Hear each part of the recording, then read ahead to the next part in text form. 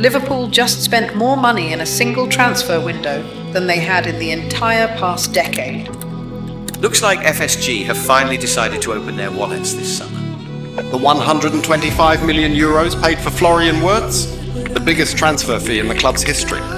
Not even during the Jurgen Klopp era did we witness spending like this. Trent Alexander-Arnold and Andy Robertson are making way for Jeremy Frimpong and Milos Kerkez. Liverpool are younger, faster. They're building a team for the next 5 years. To be prepared for Alexander Isak could rewrite Premier League records. I feel amazing. It's been a long journey to get here.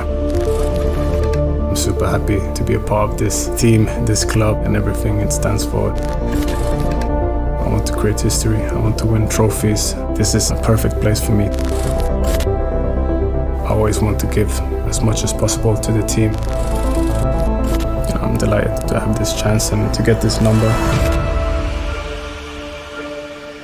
Hopefully we can share some amazing moments together.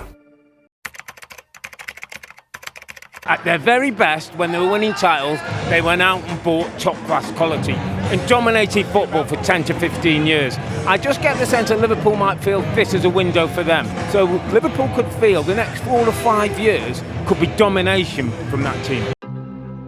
What's going on at Liverpool is probably the most exciting sporting project in the world. And that isn't even taking into account the history of Liverpool. I'm literally talking about the sporting project. Yeah. The players, the manager, and the approach from above. It's the most exciting and enticing for a player. Liverpool having the best Premier League transfer window of all time. Yes, I think they are. I think what they're doing is truly brilliant because the statement that they're making here is impressive. Isak. I think he's a great striker, what he can give you off and on the ball. Ekitike. Again, I'm convinced that Ugo Ekitike is very, very, very good at football. Salah. Salah, we've talked about him so many times. He's breathtaking. Wirtz. Florian Wirtz over the last 3 seasons has the most assists of any player who's played in the Bundesliga. SZOBOZLAI. He's a lot more to Liverpool than maybe some people give credit for. McAllister. Obviously played with world-class players at Argentina, and he's now become one of the most important players at Liverpool. And Gakpo. Cody Gakpo is my underappreciated performer. He's got a knack of scoring important goals. Liverpool's attack is honestly quite frightening. In one transfer window, they went from a team that seemed overly reliant on Salah, so you cannot have 3 Mo Salahs for one position, to one where you can get goals from anywhere. One of the greatest transfer windows for a team of all time. Mo Salah! Nobody starts the season quite like he does. The club has been so well run that they're in a situation now where they can launch this serious transfer window. A transfer window that could be era-defining. That's what they're trying to do. I don't think this is about trying to win the league next year. I think they already have a team capable of winning the league next year. I don't even think it's about winning the European Cup in Budapest next year. They already have a team capable of winning the European Cup. This is about trying to retain a league after that, and create a genuine era of dominance. Like nobody questions Liverpool's history. Everybody's fully aware of the glorious past that they have. But I don't think Liverpool have retained a title since 1982, 82, 83. Yeah. Like they haven't retained a league title. So this isn't really about simply creating a great team for next year. This is about creating a team that will be looked back upon in a couple of decades' time as something special. They're the champions for a reason. They're trying to throw their weight around and show their might and flex their muscle as champions. But the Ekitike one shocked me because, for all intents and purposes, he was a Newcastle United player. He was going to Newcastle. Yep. Suddenly, Liverpool make a few phone calls. They just make some noise that they're after the player, and suddenly, bang! Ekitike's on tour in the Far East with Liverpool. Crazy how quick that happens. It's a statement. Seeing him high five all those Liverpool players, I'm like, he's already there. It's a statement, isn't it? All right, so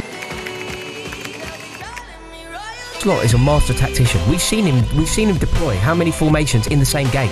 So he has a situation now where he can play Hugo Ekitike up front, potentially with Alexander Isak. Yeah. You know, Ekitike played up front in a 2, didn't he, with Frankfurt with Marmouche? Yeah. So he can certainly play in a 2. But equally, you've got a player who can play with or instead of Isak. You've got a player who can play with or instead of Mohamed Salah. You've got a player that can play with or instead of whoever ends up playing on the wide left. Yeah. So you have a situation where these players can be deployed in various different ways, depending on the opposition, depending on the scoreline, and depending on the context. Liverpool's ability to have gone and got a player that City were after Bayern Munich were after, and reportedly Real Madrid were after, and Liverpool have come out on top in that quickly as well. Yeah, exactly. Just that alone, they've fended off those big clubs there and said he's ours, and they spent the big money on him. So, in a transfer window, we always focus upon like who have you signed, who's the big name signing, and they've done that. They've brought in the marquee player. They've signed a Florian Wirtz. The best player to move this summer will be Florian Wirtz. So they've gone out and they splashed the cash and they paid the big bucks and they brought in the marquee talent. They've looked at Andy Robertson and they've realised that he needs help. They've also identified that Tsimikas is not good enough to play for Liverpool. So they've gone and they've signed a best player from the Premier League, who's Premier League proven in that position. So again, perfect transfer window. They've replaced Trent Alexander-Arnold and I believe potentially even elevated that position. But then you look at Frimpong, who's coming in.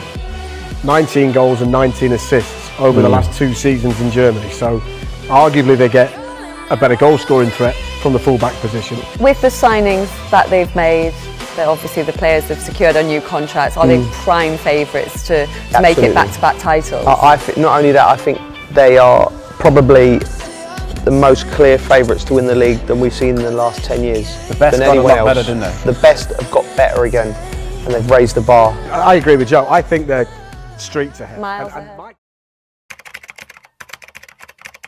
Liverpool, the champions of the Premier League, begin their defence of their crown, won in such fine style last season. They'll be champions all season, but it's whether or not they can retain it. That's the big question. I don't think people realise how good Ekitike is. I think he could score 20 goals easy. I think in the end people are going to be shocked how talented this kid is. Moments. Here's Ekitike again, looking to provide one. He might be getting what he has! He got the break he wanted. He got the goal he wanted. Ugo Ekitike, a scorer at Wembley, now a scorer at Anfield. Here comes Gakpo, still Gakpo. It's just too good. It's a sparkling Liverpool goal on the opening night. And behind for Salah, and Salah can damn it in, and Petrovic intervene, and it came to Isak!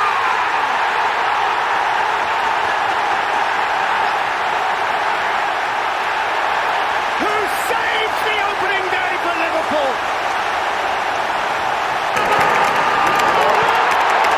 Nobody starts the season quite like he does, and he abruptly and emotionally recalls the man who scored the opening goal of last season for Liverpool.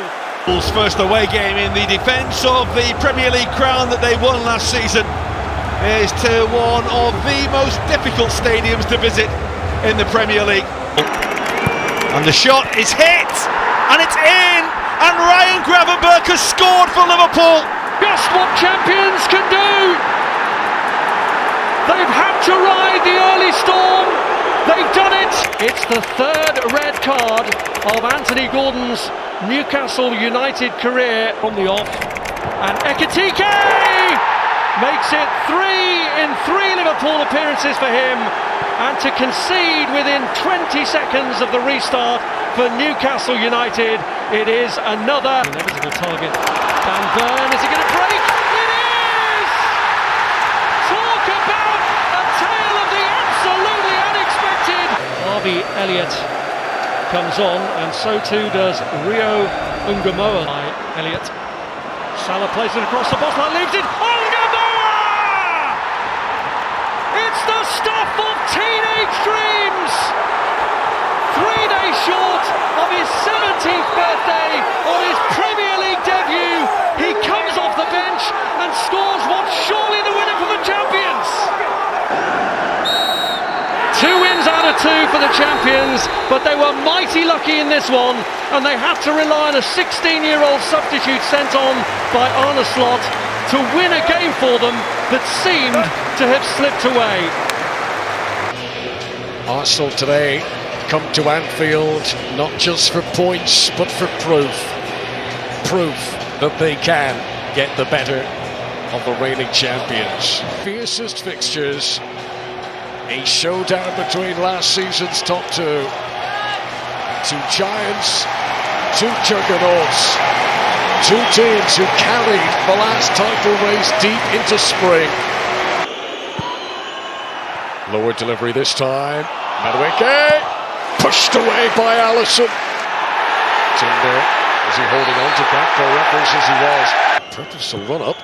I think he was going for that. I mean, he's missed it by miles, but Jones.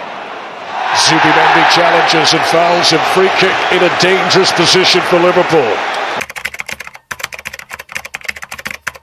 Salah, whose first goal in England came against Arsenal. SZOBOZLAI, who got 8 goals last season. SZOBOZLAI. That's an incredible free kick!